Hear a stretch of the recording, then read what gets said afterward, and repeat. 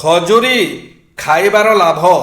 ଖଜୁରୀରେ ପ୍ରଚୁର ପରିମାଣରେ ପୋଷକ ତତ୍ତ୍ୱ ଓ ଭିଟାମିନ୍ ବି ରହିଥାଏ। ଖଜୁରୀ ଶରୀରକୁ ଶକ୍ତି ଦେବା ସହ ବିଭିନ୍ନ ରୋଗରୁ ରକ୍ଷା କରିଥାଏ। ପ୍ରତ୍ୟେକ ଦିନ ଖାଲି ପେଟରେ ଖଜୁରୀ ଖାଇଲେ କୋଷ୍ଠକାଠିନ୍ୟ, ଗ୍ୟାସ୍ ଏବଂ ପେଟ ଫୁଲା ଭଳି ସମସ୍ୟାରୁ ମୁକ୍ତି ମିଳିଥାଏ। ମଳ ତ୍ୟାଗରେ ମଧ୍ୟ ସହଜ ହୋଇଥାଏ। ଖାଲି ପେଟରେ ଖଜୁରୀ ଖାଇଲେ ଆଣ୍ଠୁ ଗଣ୍ଠି ସମସ୍ୟା ଏବଂ ହାଡ଼ ଦୁର୍ବଳକୁ ଦୂର କରିଥାଏ।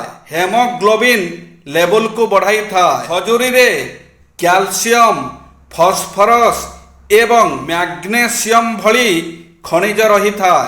ଖଜୁରୀ ହାର୍ଟକୁ ସୁସ୍ଥ ରଖିଥାଏ। ଏହା ହାଡ଼ ଏବଂ ମାଂସପେଶୀକୁ ଶକ୍ତ କରିଥାଏ। ଖାଲି ପେଟରେ ଖଜୁରୀ ଖାଇବା ଦ୍ୱାରା ରକ୍ତଚାପ ନିୟନ୍ତ୍ରଣରେ ରହିଥାଏ। କୋଲେଷ୍ଟ୍ରଲ୍ ଲେବୁଲକୁ କମ୍ କରିଥାଏ। ନିରୋଗ ରହିବାର ସୂତ୍ର। ତଳେ ବସି ଚକା ପକାଇ ଭୋଜନ ଯେ କରେ, ଚୋବାଇ ଚୋବାଇ ଓ ଧୀରେ ଧୀରେ, ବଦ୍ୟ କେବେ ନ ଆସେ ତାହାରି ଦ୍ୱାରେ। ସକାଳେ ଫଳରସ, ଖରାବେଳେ ଦହି ଓ ଚଣା, ରାତିରେ ପିଇବ କ୍ଷୀର। ଜାଣ ସବୁ ରୋଗ ଗଲା। ପ୍ରାୟତଃ ମଧ୍ୟାହ୍ନ ଯିଏ ନିଏ ନିୟମିତ ଆହାର, ରାତିକୁ ବେଗେ ଶୋଇ ଉଠେ ଯେ ଶୀଘ୍ର ପ୍ରହର ନିରୋଗୀ ଜୀବନ ତାହାର। ସନ୍ଧ୍ୟା ସମୟ ଭୋଜନ, ତାପରେ ବୁଲି ଆସେ 100 କଦମ। ପିତ୍ତ, ବାତ, ରକ୍ତଚାପ, ମଧୁମେହର ନ ଦିଶିବ ଚିହ୍ନ। ଯେବେ ମୁଣ୍ଡ ବିନ୍ଧା ହୁଏ ଅସହ୍ୟ, ଗ୍ରୀଷ୍ମ ତାତିର ପ୍ରବାହ, ନେଇ ରାମଙ୍କ ନାମ ତାହା ଛାଡ଼ିବାର ପଣ।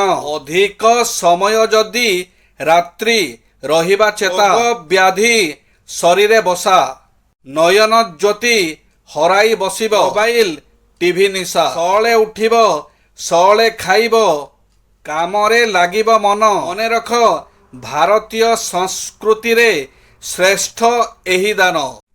ଆଚାର୍ଯ୍ୟ ଚାଣକ୍ୟ କହୁଛନ୍ତି, ଶ୍ରୀହରି ବିଶ୍ୱର ଆଧାର। ମୁଁ ତାଙ୍କର ଗୁଣଗାନ କରୁଥିବାରୁ ମୋର ଚିନ୍ତା କ'ଣ? ସେ ଯଦି ସକଳ ପ୍ରାଣୀଙ୍କ ପାଳକ ନ ହୁଅନ୍ତେ, ତାହାହେଲେ ଶିଶୁର ରକ୍ଷା ନିମନ୍ତେ ମାତାଙ୍କର ସ୍ତନରେ କ୍ଷୀର କେଉଁଠୁ ଆସିଲା? ହେ ଯଦୁପତି, ହେ ଲକ୍ଷ୍ମୀପତି, କେବଳ ତୁମର ମହିମା। ତୁମର ପଦ ପଙ୍କଜକୁ ଧ୍ୟାନ କରି ମୁଁ ସମୟ ଅତିବାହିତ କରୁଛି।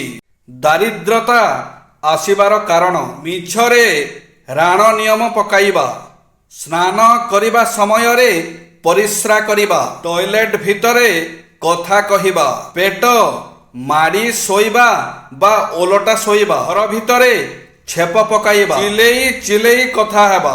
ପରିପୂରକ ହୁଅନ୍ତୁ। ଦାମ୍ପତ୍ୟ ସମ୍ପର୍କରେ କେହି ଉଚ୍ଚ ବା ନ୍ୟୁନ ନୁହେଁ। ପରସ୍ପର ସହାନୁଭୂତିଶୀଳ ମନୋଭାବ ନେଇ ଚଳିଲେ ଦାମ୍ପତ୍ୟ ଜୀବନ ସୁଖମୟ ହୁଏ। ସ୍ୱାମୀର ଯେଉଁ ଗୁଣ ନାହିଁ, ତାହା ସ୍ତ୍ରୀଠାରେ ଥିଲେ ତାହାକୁ ନିଜର ପରିପୂରକ ଭାବରେ ପାଇ ଖୁସି ହେବା ଉଚିତ। ସେହିପରି ସ୍ତ୍ରୀର ଯେଉଁ ଗୁଣ ନାହିଁ, ତାହା ଯଦି ସ୍ୱାମୀ ଠାରେ ଥାଏ, ତେବେ ସ୍ତ୍ରୀ ମଧ୍ୟ ଖୁସି ହେବା ଉଚିତ। ଜୟ ଶ୍ରୀ ଜଗନ୍ନାଥ।